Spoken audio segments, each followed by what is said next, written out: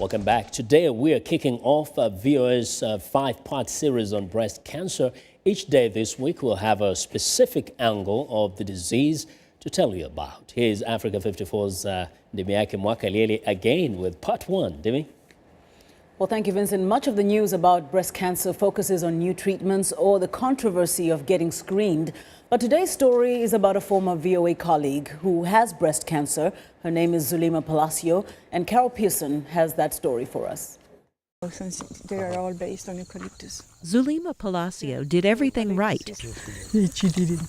She exercised, walked daily with her husband or a friend, Oh, you mean? maintained good health, and had regular mammograms. Even a month before it was detected, I went for a sonogram and they told me, "You're fine, go home." Good morning. She had no family history of breast cancer, There you go. but she knew she was not fine. My nipple, that is usually like that, it went in. And I thought, that is not normal. How'd it go? Rough. Seeing a cancer specialist became part of her routine. And then the pain was terrible.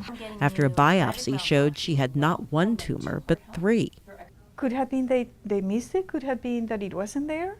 and that her breast cancer was stage 3, Cancer cells divide at a different rate for each person, meaning it had spread to her lymph nodes. The shock was very dramatic. At the beginning, I was kind of numb. Breast surgeon Dr. Nagar Golasorki answers Palacio's question about how the tumors were missed. When we look for cancer on a mammogram in a dense breast tissue, we're looking for a polar bear in a snowstorm. So it would be very difficult to find. So unfortunately, 10 to 15% of women who have normal negative mammogram actually do harbor cancer, and we just don't know about it. Dr. Golasorki says Palacio's tumors grew for 5 to 10 years before causing symptoms. Breast cancer symptoms can range from nothing obvious to a lump, a swelling, or a change in the skin or nipple. The day she received her diagnosis, Palacio did what most people would do. She cried.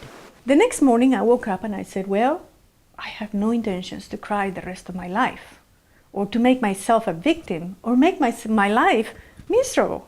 No. If I'm going to go out kicking and screaming.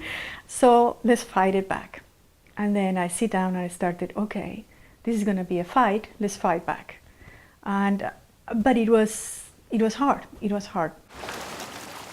The fight involved 6 rounds of chemotherapy, followed by surgery, and after that, radiation.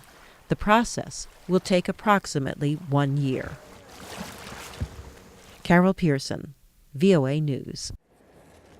Now, in tomorrow's report on breast cancer, we'll tell you about the often painful side effects of chemotherapy.